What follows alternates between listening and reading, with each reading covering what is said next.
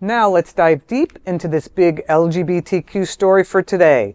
I'm Cindy Brown, and let's queer up students and youth. Trump and Moms for Liberty open a Snitch line to report on pro-LGBT schools. Just gotta shake my head once again. The Trump administration's education department has unveiled a controversial website for reporting alleged illegal discriminatory practices in schools. Critics say it's a snitch line aimed at policing diversity, equity, inclusion, DEI, efforts in public education. Moms for Liberty, labeled as an anti-LGBTQ extremist group, introduced the website in a press release celebrating its launch. Co-founder Tiffany Justice said, quote, "For years, parents have been begging schools to focus on teaching their kids practical skills like reading, writing, and math instead of pushing critical theory, rogue sex education, and divisive ideologies. But their concerns have been brushed off, mocked, or shut down entirely," end quote. She called on parents to submit evidence of what she called betrayal in public schools under past administrations. Ironically, the group that champions local school control is now helping Trump administration centralize power over education. Responding to the website, scientist and author Michael E. Mann wrote on social media, quote, "I believe Hitler had a program just like this," end quote. Other critics also pointed to Moms for Liberty's past ties to hate groups and their quoting of Hitler in newsletters. LGBTQ social justice activists criticized the move as another step to straight-only and white-only ideology. You know, this whole movement towards snitching on your neighbor is ridiculous. There are LGBT kids in our schools. When you create these environments where LGBT is a huge taboo, you are marking these students.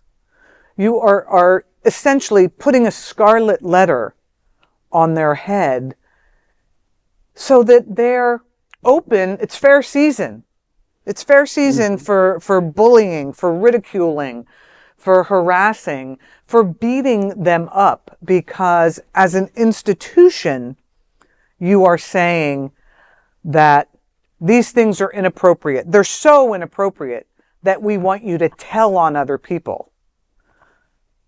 How does that make a young person feel? How can they possibly learn in that kind of environment? And you know what? Kids are supportive. So they know when their queer friends are being harassed and ridiculed and treated unfairly. And I've really been, gratified to see these school walkouts. Yes, when the students just walk out of school because they see something happening to other students that they recognize as being unfair. We only hope that the schools will listen to the youth. Yeah. Well, and to play off of that, Cindy, I think that's wonderful when you see that, especially if students grow up maybe from kindergarten or the early elementary and they go up through the ranks of middle school and high school, that they stick together. And, they see past the hatred and the bigotry that these adults are looking to corral them into. Yeah, discrimination, racism, homophobia, sexism, misogyny are all learned behaviors. They are all learned behaviors, which means they can be unlearned.